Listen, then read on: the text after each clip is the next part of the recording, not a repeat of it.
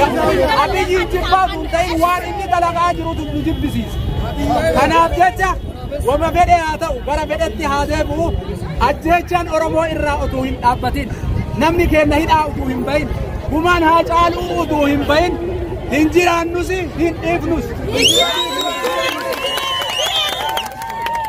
Kanaaf jennaani wanni takka wanni isin dhaamadhu akka nama tokkootin yoo hiriira kana goon namni haganaa hin dhufa jenneetiin eega jiraanne magaalaa kana mee namni kun haa ta'u dubartiin nu gaafattee jennaan waan kana seenne dhiiraa miti dubartiitu hiriira baanaa na gaafata. Gaafii dubartii san fudhadhee qaama mootummaa gaafii gaafannee waraqaa nu kenna. Haa ta'u yeroo dheeraa silaa ka fudhannee isinii himnu mootummaan kalee waraqaa na kennitee waan jedhu yoo boru hin bayinii jedhan. Maaliif fursaa naa kennaan nan Jibuutii irraa nama fiddaa. Yaman keessa nama jira jette hiriira bayi.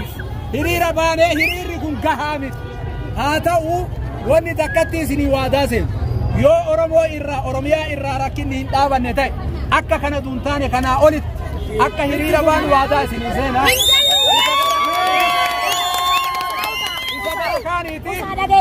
Wama fedhe haa ta'u akkuma fedhe haa ta'u nuti saba tokko abbaa tokko haadha tokko irraa dhalan.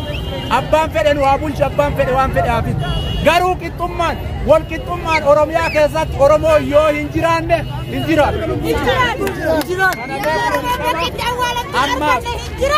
Ammaa fi hiriira akka goonee baanee dhufne kana akka itti deemnee dhufne ija keessaniin argitan. Mootummaan jaalatteetiin kan wajjin deemtee dhaqxee nu deebite. Haa galatoomanii walumaa galatti yeroo biraa itti deebinee hiriira kanarra bal'aa kanaamusa isinii qopheessinaa ammaaf nagaan gara mana keessanii.